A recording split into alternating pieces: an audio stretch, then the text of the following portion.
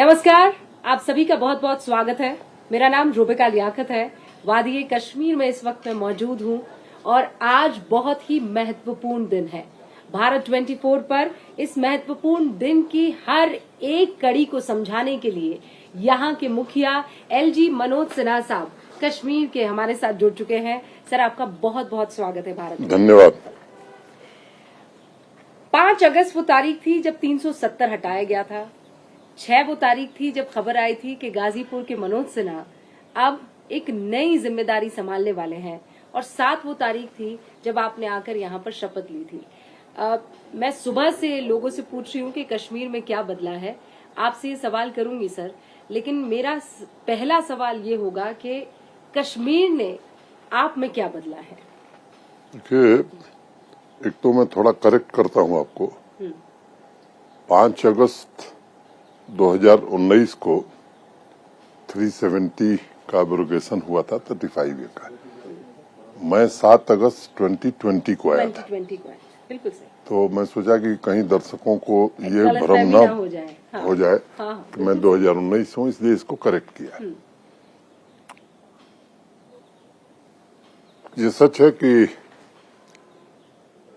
जम्मू कश्मीर में पिछले 4 वर्षों में बहुत कुछ बदला है।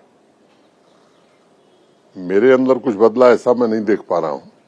जैसा मैं पहले था वैसा ही अभी भी हूँ, और थोड़ी कोशिश की है कि कश्मीरी समझ में आ जाए, डोगरी समझ में आ जाए, यहाँ के लोगों से बातचीत अच्छे ढंग से कैसे की जा सकती है, इसको समझने की कोशिश की है। बाकी मुझे लगता है कि मेरे में कोई निजी बदलाव नहीं आया है। हाँ, कश्मीर के बारे में अगर आप मुझसे जानना चाहेंगे क्या बदला है, तो मैं उन आंकड़ों में नहीं जाना चाहता हूं जो आपके पास मुझे लगता है कि पहले से मौजूद होगा। इंफ्रास्ट्रक्चर कैसा है, इंस्टीट्यूशंस कैसे आए, हेल्थ पैरामीटर्स में जेएनके क्या है, पावर सिनेरियो क्या है। मैं कॉमन मैन की 2-3 बातें बताना चाहता हूं। मैं जब देखता हूं, या अब पहले भी आई हैं, 2 साल पहले मेरी आपसे इसी तारीख को भेंट हुई थी। अंधेरा था, बारिश हो रही थी, लॉन में हम लोग मिले थे। एक तो मैं ये मानता हूं कि सड़क पर हिंसा का जो दौर था वो पूरी तरह समाप्त हो गया जम्मू कश्मीर में। दूसरी बात, अलगाववादी और आतंकवादी संगठन और पड़ोसी मुल्क के द्वारा जो 150 से ज्यादा दिन बंद कॉल के होते थे, उसकी भी तीसरी हो गई। तीसरी बड़ी बात मैं मानता हूं कि यहाँ का कॉमन मैन, यहाँ का आम आदमी, यहाँ की आवाम अब अपनी मर्जी से जीने के लिए स्वतंत्र है। और अंतिम बात कहूंगा, अंधेरा होते लोग सोचते थे कि जल्दी घर के अंदर चलो।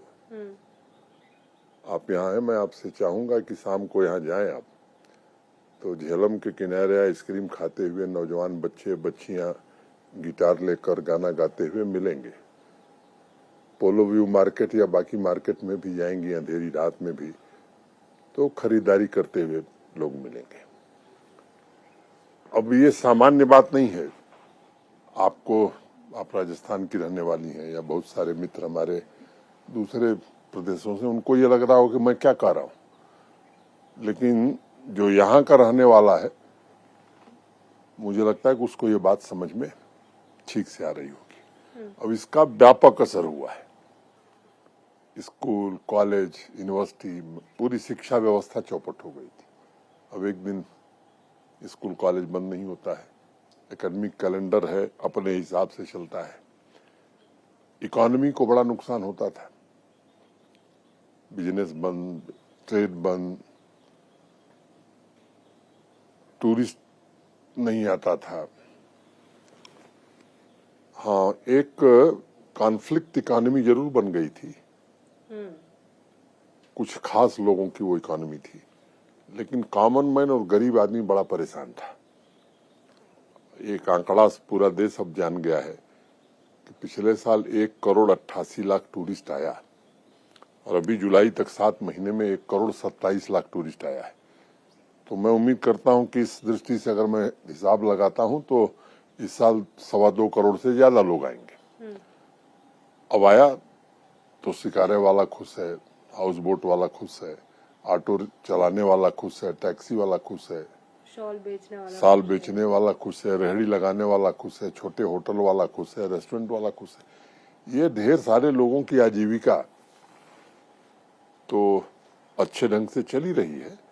जम्मू कश्मीर की इकोनॉमी भी बढ़ी है।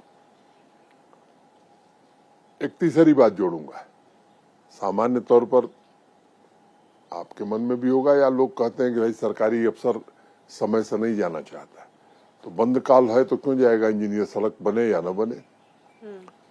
किसी पंचायत में किसी गांव में बिजली चली गई, ट्रांसफार्मर जल गया, तो बिना बिजली के लोग रहें क्या, बंद काल है मैं कैसे जाऊंगा।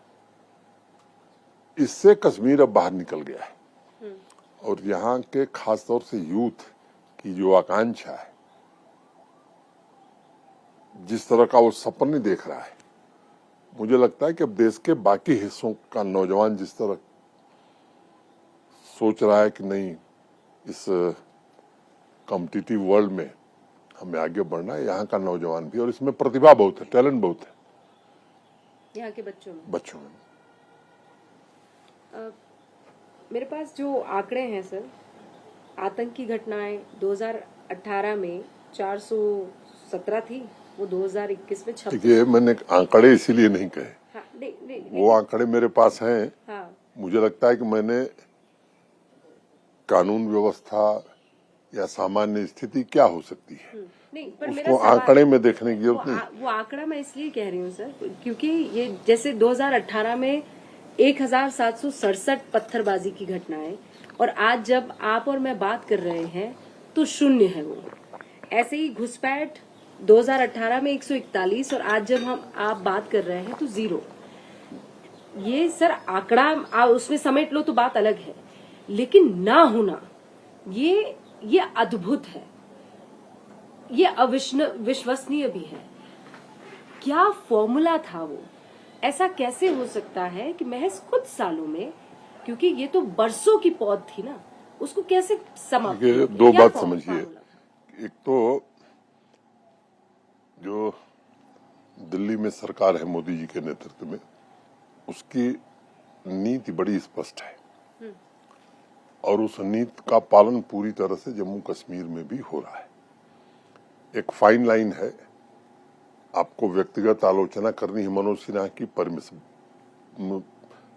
परमिशन है, आपको राजनीतिक आधार पर सरकार की आलोचना करनी है, अनुमति है आपको, लेकिन देश की एकता अखंडता के सवाल पर अगर आपको बयान देना है तो अनुमति नहीं है। फिर आईपीसी, सीआरपीसी और इंडियन कॉन्स्टिट्यूशन के प्रोविजंस में जो भी कार्रवाई करनी है वो की जाएगी।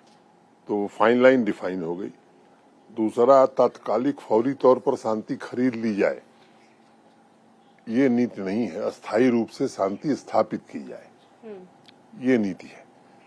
फोर्सेस के बीच कोऑर्डिनेशन, चाहे वो हमारी जम्मू कश्मीर पुलिस हो, आर्मी के लोग हों, सीएपीएफ के लोग हों, बड़ा बेहतर कोऑर्डिनेशन। और वाकई मैं पुलिस बल और बाकी एयर फोर्सेस के जवानों को भी, अफसरों को भी बधाई देता हूं, जिन्होंने जब भी उन्हें कोई टास्क दिया गया तो उन्होंने पूरा किया। मैं आंकड़ों की बात इसलिए क्योंकि ये आंकड़े कभी कभी गुमराह कर देते हैं। अब 34 साल बाद मुहर्रम का जुलूस शांतिपूर्वक निकले, ये स्वयं में बताता है कि अब यहाँ का आदमी भी चाहता है कि शांति, उसको ये बात समझ में आ गई है कि हमको गुमराह किया गया। अपने निहित स्वार्थों के लिए, अपने स्वार्थ की रोटियों को सेकने के लिए लोगों ने यहाँ के नौजवानों को गुमराह किया, तो उनका फायदा उठाया। तो और मुझे लगता है कि अब ये बात धीरे धीरे लोगों को समझ में आ गई। और ये कैसे, मतलब इससे पहले भी हमने गवर्नर्स देखे हैं, उसके बाद आपका भी आना हुआ है, वो फॉर्मूला क्या रहा, क्या है? क्या आप, ऐसा कौन सा वो तरीका था कि आप में और कश्मीर की जनता में एक अंडरस्टैंडिंग बन गई या एक विश्वास पैदा हो गया? वो पहल कैसे हुई? ऐसा क्या हुआ कि उनको आप में और मोदी सरकार में विश्वास आ गया? और ये वही लोग हैं, बदले तो है नहीं, किसी तरह का कोई फर्क तो आया नहीं है। यही वो बच्चे थे जिनके हाथों में पत्थर होता था। आज इनके हाथों में मोबाइल फोन है, कंप्यूटर है। ये कैसे संभव हो पाया है? मैंने पहले आपको बताया कि देश में जो सरकार है उसकी नीति बड़ी स्पष्ट है और उस नीति को जमीन पर उतारने का ईमानदारी से प्रयास हो रहा है। दूसरी बात, यहाँ के लोगों की जो भावना है उसको समझना, उनसे संवाद स्थापित करना, उनसे मिलना और उनकी भावना के अनुरूप काम करना। सामान्य आदमी को क्या चाहिए? मैं मानता हूं कि उस जो बुनियादी नागरिक सुविधाएं हैं, सड़क, बिजली, पानी, ये समय से मिले, स्वास्थ्य की सुविधाएं अच्छी मिल जाए, स्कूल कॉलेज में पढ़ाई ठीक से हो, और व्यापार करना चाहता है तो उससे कोई रोड़ा न अटकाए, व्यापार करने की उसको अनुमति मिल जाए। खेती करना चाहता है, हॉर्टिकल्चर में है तो सरकार उसको सुविधाएं दे। ये पिछले 3-4 वर्षों में इन कामों को बेहतर ढंग से और पारदर्शी तरीके से करने की कोशिश की गई है। सरकारी नौकरियां लगभग 29,000 पद भरे गए हैं पिछले 3 वर्ष में। मैं आपको बड़ी जिम्मेदारी से एक बात कहना चाहता हूं कि मेरिट के अलावा कोई दूसरा आधार नहीं रहा है। मुझे एक बच्ची मिलने आई थी, उसके पिताजी ठेले पर सब्जी बेचते हैं, मिठाई लेकर आई थी, तो उसने कहा कि मैं तो सोच नहीं सकती थी कि मैं भी नौकरी पा सकती हूँ, भी केएस अफसर बन सकती हूँ। तो ऐसे गरीब परिवारों के लोग जिन्होंने कभी सोचा नहीं था, वो अब सरकारी नौकरी पा रहे हैं, अच्छा कर रहे हैं। और पब्लिक सर्विस गारंटी एक्ट की सर्विसेज को हमने ऑनलाइन कर दिया है मैक्सिमम। अच्छा। और एक कोशिश हम कर रहे हैं कि जनता जिन सर्विसेज का उपयोग करती है उन्हें ऑटो एस्केलेशन मोड में कर दिया जाए। ऑटो एस्केलेशन मोड का मतलब ये हुआ कि पब्लिक सर्विस गारंटी एक्ट में मान लीजिए आपको इनकम सर्टिफिकेट लेना है, जिस अफसर से लेना है, अगर समय सीमा उसकी निर्धारित है 15 दिन, 15 दिन में नहीं मिली तो ऑटोमेटिकली वो एस्केलेट करके उसके ऊपर के ऑफिसर, हायर ऑफिसर के पास चली जाएगी और इन पर फाइनेंशियल पेनल्टी तुरंत लग जाएगी। इस तरीके की प्रोसीजर देश के किसी अन्य राज्य? अब मैं देश का नहीं जानता, मैं यहाँ काफी सर्विसेज हमने कर दी हैं। अच्छा। और मैं ईमानदारी से कोशिश कर रहा हूँ कि पब्लिक सर्विस गारंटी एक्ट की सभी सर्विसेज इस मोड में कर दी जाए ताकि जनता को कोई दिक्कत ना हो। और जनता को दिक्कत नहीं होगी, जनता को भरोसा होना चाहिए। और मुझे लगता है कि इससे भरोसा कायम हुआ है। लोगों को ये लगता है कि नहीं, जो लोग यहाँ के प्रशासन को देख रहे हैं वो हमारे दुख दर्द को, तकलीफ को समझते हैं और सही फैसला करते हैं। यहाँ चाहे वो पीडीपी हो, चाहे वो एनसी हो, इन सब का ये सवाल है कि चुनाव करवाने में इतनी देरी क्यों हो रही है, और बाकी विपक्षी दल भी यही सवाल करते हैं। इसका क्या जवाब? स्वाभाविक है। मुझे लगता है कि कॉमन मैन ये सवाल पूछे तो समझ में आता है। जो लोग संसदीय प्रक्रिया को जानते हैं, संवैधानिक पदों पर रहे हैं, मुझे लगता है कि उनको कई चीजों का अंदाज है। आप लंबे समय से पत्रकारिता में है, पार्लियामेंट के फ्लोर पर दिए गए आश्वासन का मतलब क्या होता है ये एक आम नागरिक नहीं समझता होगा, लेकिन जो देश की संसद में रहा है, जो विधानसभा में रहा है, जो मुख्यमंत्री और मंत्री रहा, वो जानता है कि एक बार एश्योरेंस पार्लियामेंट के फ्लोर पर दिया गया हो तो निश्चित रूप से फुलफिल होगा। थोड़ा पीछे मैं ले चलता हूं आपको। 31 अक्टूबर 2019 को स्टेट रीऑर्गेनाइजेशन एक्ट बना, ठीक है। अब जम्मू कश्मीर एक यूनियन टेरिटरी हो गई। पहले विधानसभा की सीटें जितनी थी, लद्दाख निकल गया। लद्दाख के निकलने के बाद 7 सीटें बढ़ी। अब इसकी बाउंड्री कौन तय करता है? जो लोग हाय तौबा मचा रहे हैं कि चुनाव हो, इसकी एक संवैधानिक प्रक्रिया है। बिना डिलिमिटेशन के ये काम नहीं हो सकता था। डिलिमिटेशन कमीशन यहाँ 3 बार आया, डिफरेंट डेलीगेशन से मिला, सारे स्टेक होल्डर से राय ली, फिर उन्होंने डिलिमिटेशन का काम पूरा कर दिया। उसके बाद चुनाव, तो 2015 के इलेक्टोरल रोल पर तो 2022 का चुनाव नहीं हो सकता है। देश के हर उस नौजवान को संविधान वोट देने का अधिकार देता है जो 18 साल की उम्र हो गई है। तो इलेक्टोरल रोल माने मतदाता पुनरीक्षण का काम शुरू हुआ और अब वो काम खत्म हो गया है। आपको ध्यान होगा उस समय जब स्टेट रीऑर्गेनाइजेशन एक्ट संसद में बहस हो रही थी तो देश के माननीय गृह मंत्री जी ने 3 बातें कही थी। पहली बात कही थी डिलिमिटेशन फर्स्ट,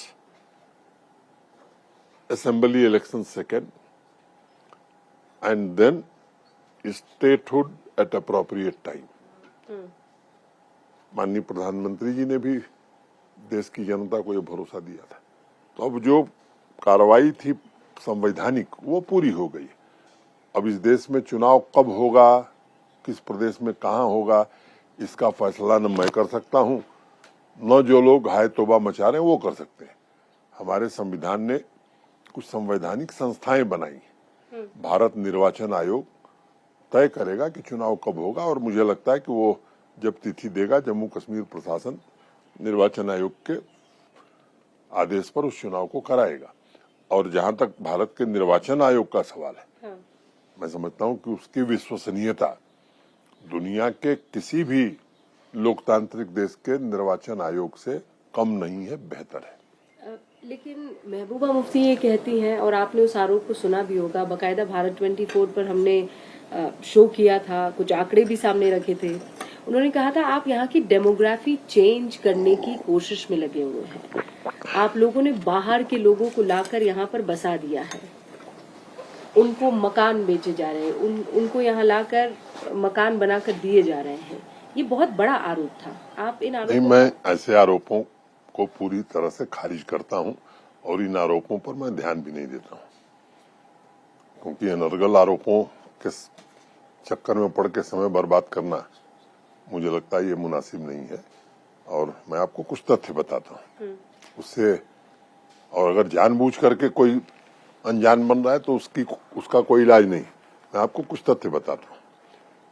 यहाँ एग्रीकल्चरल लैंड जो है वो 90% से ज्यादा है, मैंने एग्जैक्ट मुझे याद नहीं, उसके आसपास है, ठीक है, 90% या 88% कुछ आसपास। जो प्रोटेक्शन हिमाचल और उत्तराखंड हिमालयन स्टेट्स के लोगों को है वो जम्मू कश्मीर के लोगों को भी है। एग्रीकल्चर लैंड जम्मू कश्मीर के बाहर का कोई आदमी 1 इंच नहीं खरीद सकता है। क्लियर? अब दूसरी बात पर मैं आता हूं। कुछ सरकारी जमीन है, इंडस्ट्री के लिए हमने अनुमति दी है और मैं खुलेआम आज नहीं जब से आया हूं तब से कह रहा हूं, आजादी के बाद से 2021 तक कुल 13,000 करोड़ का 14,000 करोड़ का निजी निवेश प्राइवेट सेक्टर में इन्वेस्टमेंट आया था।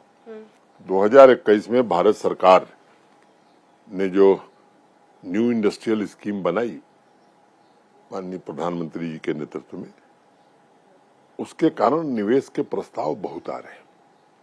जो इंसेंटिव उसमें है देश के किसी राज्य में इतना इंसेंटिव नहीं है। 300% इंसेंटिव ऑन जीएसटी।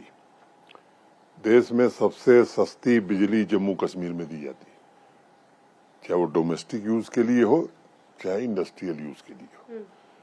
तो प्रस्ताव आए और हवा में तो नहीं लगेगी इंडस्ट्री के लिए जब जमीन दी जाएगी तभी, और रोजगार भी मिलेगा। तो इंडस्ट्री को जमीन हम दे रहे हैं। और आज मुझे आपको बताते हुए प्रसन्नता हो रही कि लगभग 27,000 करोड़ के आसपास के काम जमीन पर हो रहे हैं। कुछ पूरा होने की प्रक्रिया में है, 2-3 का काम पूरा हो गया, कुछ आने वाले महीनों में पूरा होंगे। प्रस्ताव हमारे पास इससे बहुत ज्यादा है, उनको अभी जमीन हम नहीं दे पा रहे हैं। थोड़ी लैंड की दिक्कत थी, लेकिन अब लैंड की दिक्कत से भी हम बाहर निकल गए। इंडस्ट्रियल स्टेट्स के इंफ्रास्ट्रक्चर को डेवलप करने का काम अलग से हो रहा है, उनको भी शीघ्र हम जमीन देने का काम शुरू करेंगे। और मैं पूरी तरह आश्वस्त हूं कि 75,000 करोड़ के ऊपर का निजी निवेश यहाँ आएगा, 5 लाख से ज्यादा रोजगार मिलेगा। अब टूरिज्म की बात यहाँ होती है, कभी टेररिज्म का हॉट स्पॉट था, आजकल टूरिज्म का हॉट स्पॉट हो गया है। अब टूरिस्ट अगर आएगा तो हॉस्पिटैलिटी सेक्टर में हमारे पास सुविधाएं होनी चाहिए।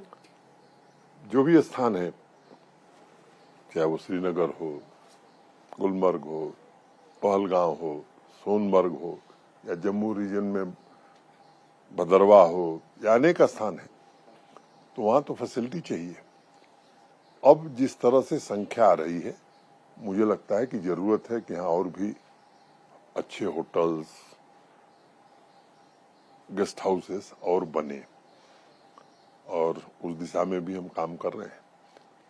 और कठिनाई कभी कभी होती है कि पूरे देश में सबसे ज्यादा किराया यहीं हो जाता है, तो अब वो तो हवा में नहीं बना सकते हम, वो जमीन पर ही बनेगा।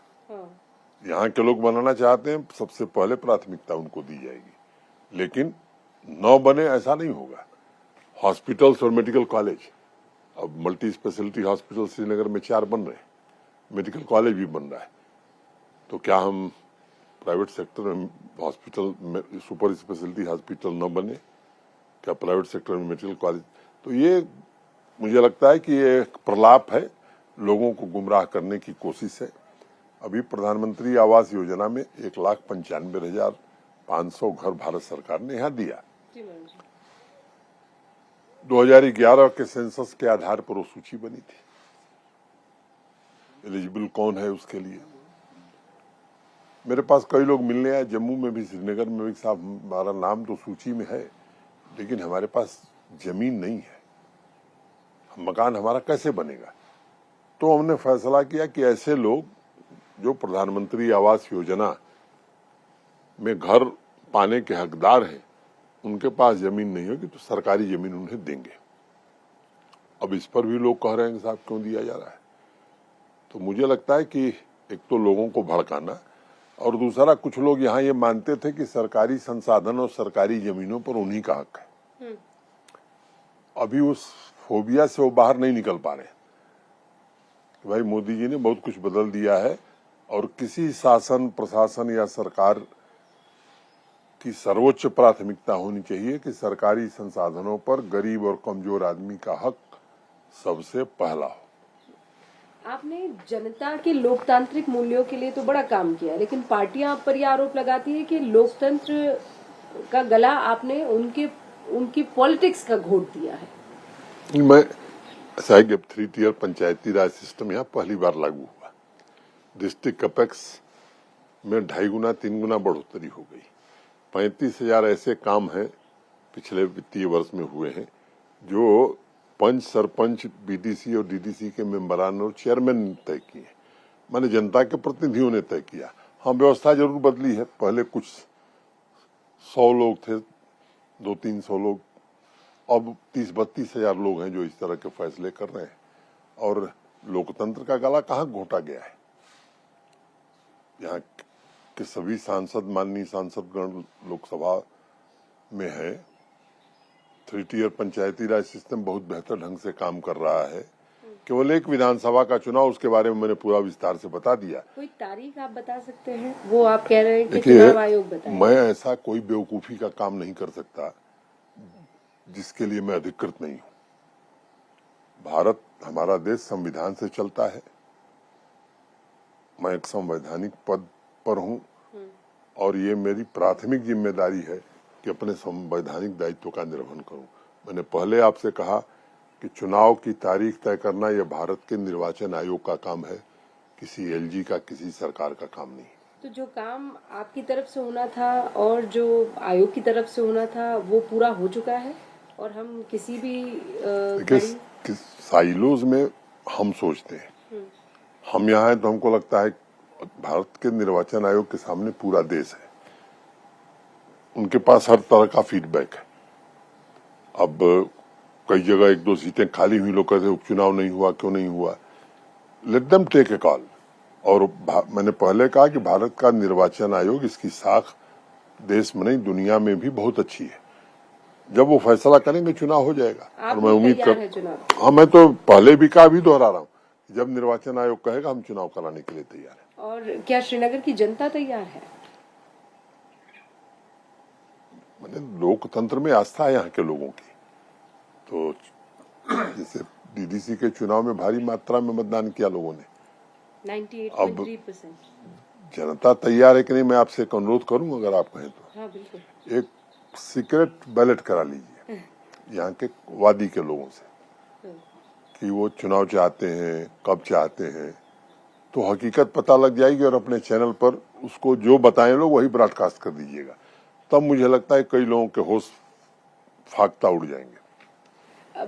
मनोज जी, आज सुबह से जो हम कवरेज कर रहे हैं उसमें लोगों के मन में खौफ नहीं, सुकून जो था वो शब्दों में भी निकल कर आया है। अब वो माइक पर आपके साथ अपने अंदर की अगर कोई परेशानी है तो उसका जिक्र करने में पीछे नहीं हट रहे हैं। अगर वो किसी बात को लेकर खुश है तो उसे कहने में भी हिचकिचा नहीं रहे हैं।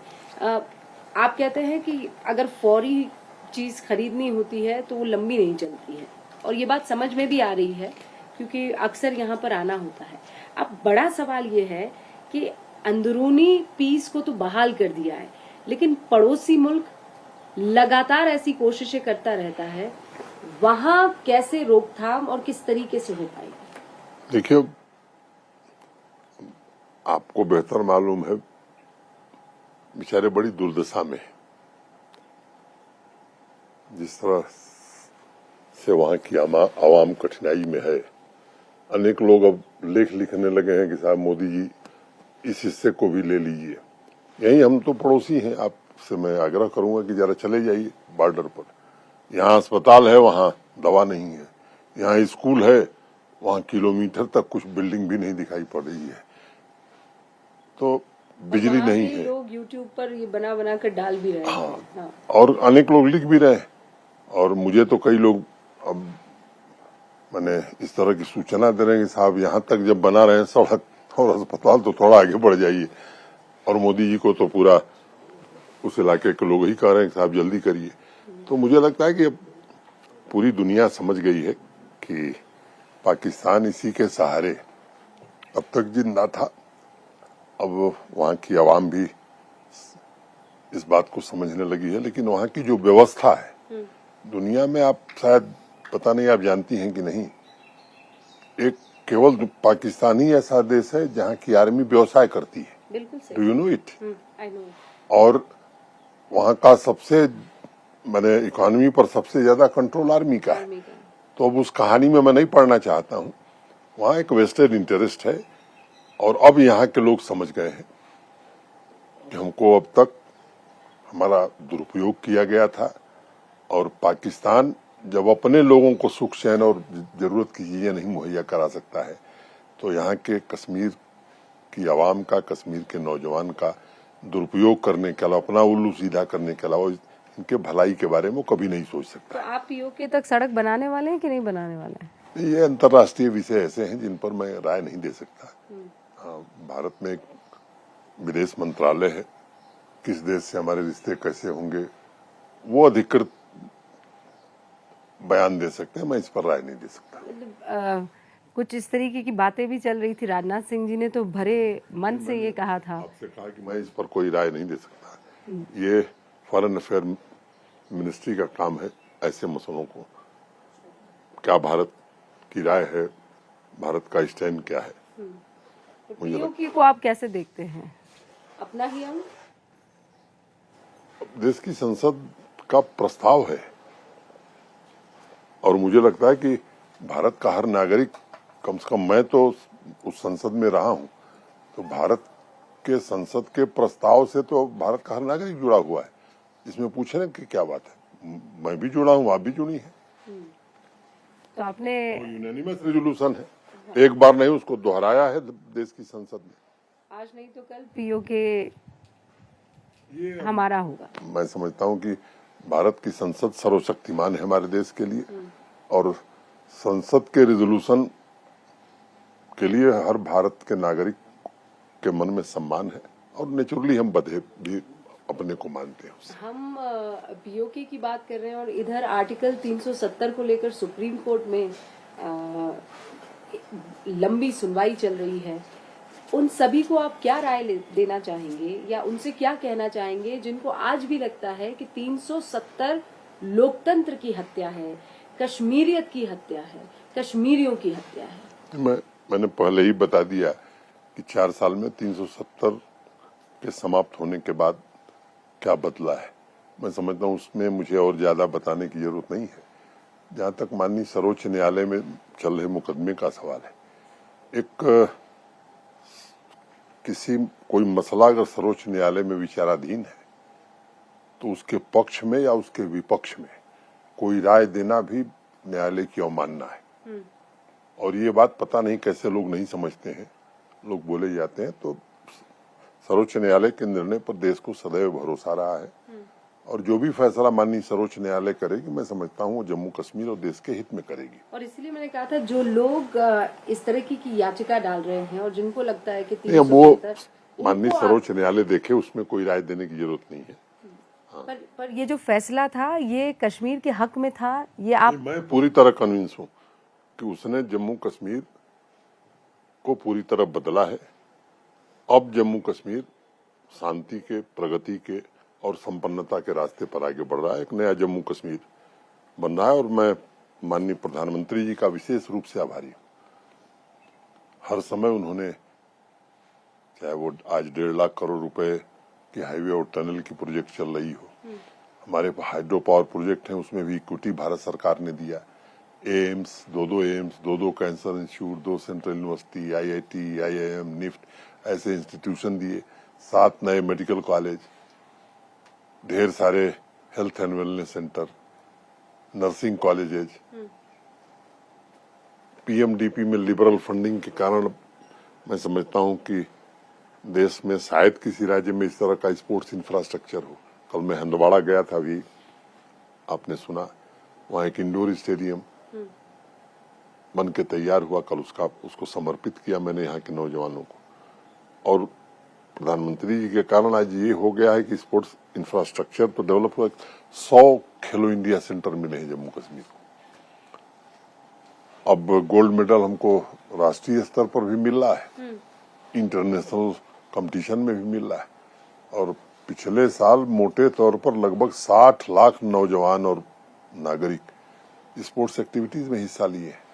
तो आपने उनकी एनर्जी को चैनलाइज किया है बेसिकली, जितने भी युवा हैं। अब एक और चीज़ जो आपने की है मनोज सिन्हा जी, वो ये है कि सूफी और ऋषियों की धरती को पुनः उस स्वरूप में लाने की कोशिश। चरारा शरीफ में आपने चादर चढ़ाई, माथा टेका, वो तस्वीरें पूरे हिंदुस्तान ने देखी और कश्मीर ने भी देखी। उस कश्मीरियत को लाने में क्या किसी तरह का कोई चैलेंज आपको झेलना पड़ा है? देखिए, कालखंड में कुछ लोगों ने जानबूझ करके यहाँ से सूफीज्म और कश्मीरियत कमजोर हो, कोशिश षड्यंत्र के तहत की गई।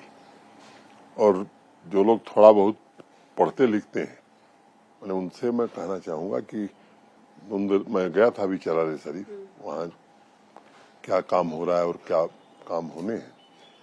तो शेखुल आलम उन्हें कहा जाता है। अब शेखुल कश्मीर उन्होंने नहीं अपने आप को कहा, शेखुल आलम कहा। मैंने पूरे देश और पूरे दुनिया की उनको चिंता थी। तो ये कश्मीर की परंपरा रही है। इस्लाम हो, सैविज्म हो, बुद्धिज्म हो, एक साथ पले बढ़े फूले और इस तरह का भाईचारा मुझे लगता है दुनिया में कहीं नहीं था। ये तो एक काल कारणवश कुछ लोगों ने इसको बिगाड़ा है। मैं समझता हूं कि अब लोग समझ गए, यहाँ की आवाम भी अब चाहती है। यहाँ की आवाम अब कहने लगी है कि बिना कश्मीरी पंडितों के कश्मीर अधूरा है, आम नागरिक कहने लगा है। और इसीलिए अब वो सवाल कि कश्मीरी पंडितों की ये शिकायतें हैं कि उनसे जो वादे किए गए वो पूरे नहीं हुए हैं। उनसे ये वादा किया गया था कि 370 के बाद उनके लिए भी, उनके दिन भी बहाल हो जाएंगे, लेकिन अब तक वो वादे पूरे हो जाए वो इसी आस में बैठे हुए हैं। को तब सही सूचना नहीं है। एक, कोई वादा नहीं किया गया था 370 के बाद। 2, यहाँ बड़ी संख्या में कश्मीरी पंडित हैं।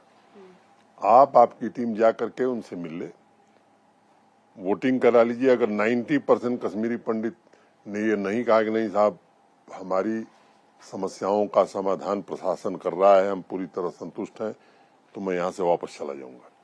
तो ये कुछ लोग हैं जो इस तरह की बातें करके अनावश्यक रूप से देश में एक माहौल बनाते हैं। मैं आपसे कह रहा हूँ और जिम्मेदारी से कह रहा हूँ, वैली में ढेर सारे कश्मीरी, आप जाइए, आपके लोग जाएं, उनसे राय ले लीजिए।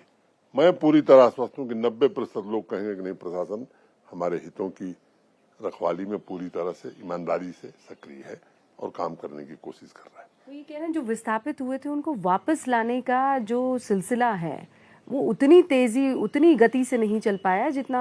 मैंने एक संकेत आपको दिया कि अब यहाँ की आवाम भी चाहने लगी है, वो कहने लगी है कि बिना कश्मीरी पंडितों के कश्मीर अधूरा है।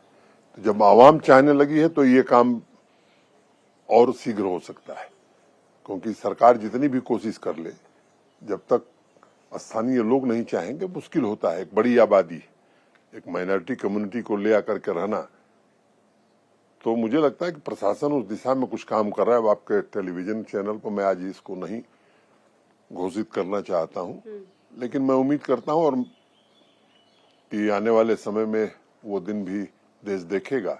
इस्लाम के दो चेहरे ना सर, एक तो रेडिकलाइजेशन, दूसरा जो है सूफिज्म। सूफिज्म की धार यहाँ बहने लगी है, लेकिन क्या रेडिकलाइजेशन किसी तरह से कम हुआ है? क्योंकि वो तो जहनी होता है, वो दिखता नहीं है। रेडिकलाइजेशन करने की कोशिश अभी भी हो रही है, और जो इस तरह के संगठन है, भारत सरकार ने बैन लगाया हुआ है, कार्रवाई भी हो रही है, वो भी कोशिश कर रहे हैं। मैं आपको ये बताना चाहता हूं कि उनकी कोशिश अनवरत जारी है। ये लगातार किया जाने वाला काम है, और मैं बार बार कहता हूं कि जो गोली चलाता है उससे ज्यादा खतरनाक मैं उसे मानता हूं जो उस इकोसिस्टम को चलाता है। पूरे इकोसिस्टम को कैसे समाप्त किया जाए, इस पर एक प्रभावी रणनीति बना करके काम हो रही है, और मुझे विश्वास है कि जो कुछ इतने लंबे वर्षों में बिगड़ा है उन्हें 3 वर्षों में सब कुछ ठीक कर दिया जाएगा। ऐसा मैं दावा नहीं करता, लेकिन हम सही दिशा में चल रहे हैं, परिणाम दिखने लगा है, और लक्ष्य भी हम प्राप्त करेंगे। आपका जो लक्ष्य है, अर्जुन की तरह आपने बिल्कुल अपनी आंख वहां टिकाई हुई है। इससे इतर भी राजनीति पे आप नजर रख रहे हैं कि नहीं रख रहे हैं? क्योंकि 2024 के चुनाव हैं। मैंने मिलता है उस काम को ईमानदारी से करना, मैं समझता हूँ ये प्राथमिकता होनी चाहिए। तो प्रधानमंत्री जी ने कुछ सोच करके मुझे एक जिम्मा दिया। मेरे में जो क्षमता है, जो बुद्धि है, जो सामर्थ्य है, उस आधार पर मैं ईमानदारी से कोशिश कर रहा हूं कि जम्मू कश्मीर में कुछ ऐसा हो कि यहाँ के लोग याद करेंगे, नहीं साहब, मोदी जी के नेतृत्व में जम्मू कश्मीर में ये बदलाव हुआ, ये काम हुआ। और जिन्होंने तय किया कि यहाँ काम करना है, जब तक वो तय करेंगे तब तक मैं काम करूंगा। यानी 2024 के चुनाव अगर वहां से कहा जाता है तो मनोज सिन्हा लड़ेंगे। अभी मैं जम्मू श्रीनगर में हूँ, श्रीनगर में आपसे बात कर रहा हूँ, और अभी मेरी प्रियॉरिटी ये है कि जम्मू कश्मीर कैसे यहाँ की इकॉनमी को डबल किया जाए, यहाँ कैसे शांति लाई जाए, देश में सर्वोत्कृष्ट शिक्षा व्यवस्था यहाँ कैसे हो, यहाँ के किसान और बाकी लोगों को संपन्नता कैसे आवे, यहाँ का युवा कैसे बाकी देश के युवाओं की तरह स्टार्टअप इकोसिस्टम में अग्रणी भूमिका निभाए, अभी मेरी प्राथमिकता ये है। जगह जगह वो दिखाई दे भी रहा है। डिजिटलाइजेशन के लिए आपको कई लोगों ने शुक्रिया कहा है, मैं उनका शुक्रिया आप तक पहुंचा रही हूँ। राहुल गांधी भी यहाँ पर पहुंचे थे। जो उनकी भारत जोड़ो यात्रा है उसका आखिरी पड़ाव जो है वो यही जगह था, और अब एक और नया पड़ाव आप देख रहे हैं इंडिया के नाम पर। आपकी क्या उस पर प्रतिक्रिया है? मुझे लगता है कि मुझे राजनीति पर कोई चर्चा नहीं करनी चाहिए। कांग्रेस का एक डेलीगेशन मुझे मिला था जम्मू में जब मैं था। वेणुगोपाल जी जो उनके महासचिव हैं, यहाँ एक पाटिल जी हैं जो राज्यसभा की मेंबर है, मैं जब लोकसभा में था तो लोकसभा में थी, रजनी पाटिल वो महामंत्री हैं, वो थी, भरत सोलंकी थे, जम्मू कश्मीर के कांग्रेस के प्रेजेंट प्रेसिडेंट और इसके पहले वाले जो पूर्व प्रेसिडेंट थे, ये सब लोग आए थे। उन्होंने कहा कि भारत जोड़ो यात्रा पूरे जम्मू से प्रवेश करेगी। मैंने कहा कि सारे सुरक्षा के इंतजाम होंगे और जो कुछ भी फैसिलिटी आपको चाहिए सारी फैसिलिटी हम प्रदान कराएंगे। पहले उन लोगों ने कहा कि लाल चौक पर राहुल जी तिरंगा फहराना चाहते हैं, हमने कहा शहर से अनुमति मिल जाएगी। फिर कोई बयान आया कि नहीं साहब वो जगह आरएसएस की जगह है, वहां नहीं फहराएंगे। मैंने कहा उनको तय करना, हमारी ओर से अनुमति है, हम पूरी व्यवस्था कराएंगे। फिर 2 दिन बाद फैसला हुआ कि नहीं राहुल जी जाएंगे, हमने सारा इंतजाम कराया, वो तिरंगा भी फहराए, गुलमर्ग में बर्फ के गुब्बारों से खेला भी उन्होंने, वो तस्वीर पूरी दुनिया ने देखी है। पर वो कह रहे थे उन्होंने एक आतंकी को देखा, आतंकी ने उन्हें देखा, आंखों आंखों में किसी तरह की कोई बात भी हुई। किस तरह का लेंस है मैं नहीं जानता हूँ, उन्होंने देखा वही बता सकते हैं। मुझे 3 साल हो गया, मैंने नहीं देखा। मनोज जी, इस वक्त देश की जनता कश्मीर को लेकर अगर किसी तरह की कोई सवाल जहन में रखे हैं या कोई शुबा सवाल जहन में रखे हैं, उनको आप क्या कहना चाहेंगे? मैं जम्मू कश्मीर के लोगों को भी और देश के लोगों को भी आश्वस्त करना चाहता हूं कि एक दृढ़ निश्चय की सरकार है इस देश में, और माननीय प्रधानमंत्री जी दिल से चाहते हैं कि जम्मू कश्मीर का विकास हो, हर समय निर्देश देते रहते हैं। अब वो एक दिक्कत मैं समझता हूं, मोदी से अपेक्षा देश की दूसरी है। पहले हर महीने 10 घटना हो जाए देश को चिंता नहीं थी, अब 6 महीने में अगर एक छोटी घटना होती है तो लोग कहते हैं साहब ये कैसे हो गया। तो ये मैं समझता हूं कि एक अच्छा लक्षण भी है, जो करता है उससे अपेक्षा होती है। तो यही अपेक्षा मोदी जी से है, और जो उनकी इच्छा है उसको जमीन पर उतारने की कोशिश मैं यहाँ कर रहा हूँ। इसलिए यहाँ के लोगों की भी अपेक्षा बढ़ गई। 6 किलोमीटर सड़क बनती थी, अब 20 किलोमीटर बन रही है। अधिकांश गांवों की बन गई, लेकिन जिसका छूट गया वातावरण हमारा नहीं बना। मैं कोशिश कर रहा हूँ। प्रधानमंत्री ग्राम सड़क योजना में कभी स्थान ही नहीं था। अब जम्मू कश्मीर देश में 3रे स्थान पर है। ई गवर्नेंस में हम यूटी श्रेणी में नंबर 1 है। हेल्थ पैरामीटर्स में अगर आप देखेंगे तो नेशनल एवरेज से हम आगे हैं। और आजादी के अमृत महोत्सव में पिछली बार हम देश में नंबर 1 हैं। गुजरात को पीछे छोड़ करके जम्मू कश्मीर आज नंबर 1 है। शोपियां, पुलवामा, त्राल ऐसे स्थान जिनकी चर्चा देश में दूसरे कारणों से होती थी। पिछले साल 8,000 10,000 नौजवान तिरंगा लेकर भारत माता की जय के नारे लगा रहा था। ये बदलता हुआ कश्मीर है, और वो चमक आपकी आंखों में कि इतना कुछ कश्मीर में बदला है साफ नजर आ रहा है। आपको खूब सारी शुभकामनाएं भारत 24। बहुत बहुत धन्यवाद मनोज जी हमसे बातचीत करने के लिए। और हम चाहते हैं कि जो सपना आपने कश्मीर और कश्मीर की जनता के लिए देखा है वो ऐसे ही साकार होता रहे, और कश्मीर की जनता जो आपसे चाहती है वो उन्हें मिलता रहे। मैं जो चाहता हूँ वो करा लीजिएगा। ये वादी के लोगों से एक सीक्रेट वोटिंग करा लीजिए। जरूर करा, ठीक है, और उसको अपने चैनल पर एक प्राइम शो करके दिखा दीजिए। जरूर। Thank you. बहुत बहुत शुक्रिया सर।